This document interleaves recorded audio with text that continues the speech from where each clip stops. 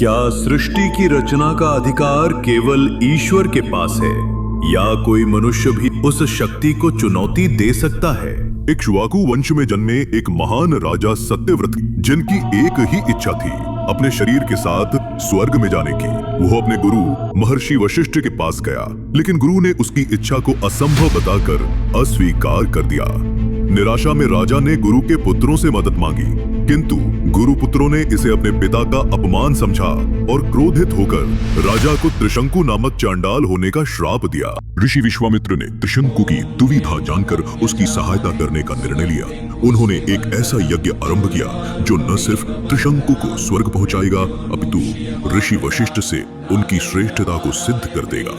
यज्ञ की अग्नि धधक उठी और मंत्रों की शक्ति से त्रिशंकु का शरीर आकाश की ओर उठने लगा। वो स्वर्ग के द्वार तक पहुंच ही रहा था कि देवताओं ने क्रोध में आकर उसे नीचे धकेल लिया। जैसे ही त्रिशंकु धरती की ओर गिरने लगा, रुक जाओ त्रिशंकु!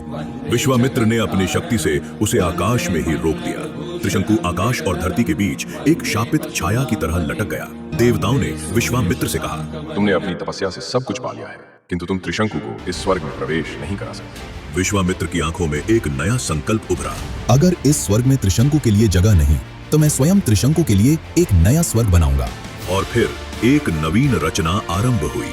सृष्टि का संतुलन बिगड़ने लगा तो सृष्टिकर्ता ब्रह्मा को स्वयं आना पड़ा उस ऋषि को रोकने के लिए। स्वयं ब्रह्मा के निवेदन पर उस ऋषि ने रोक तो दिया उस स्वर्ग का निर्माण, परंतु इस घटना ने उस ऋषि को तीनों लोकों में प्रतिष्ठित कर दिया और इसी प्रतिष्ठा ने किसी का ध्यान खींच लिया था उस ऋषि की ओर।